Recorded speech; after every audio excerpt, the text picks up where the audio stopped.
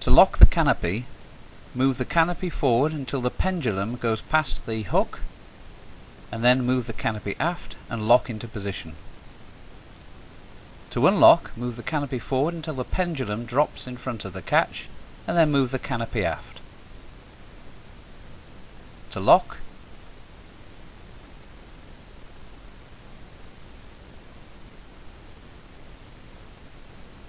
and to unlock.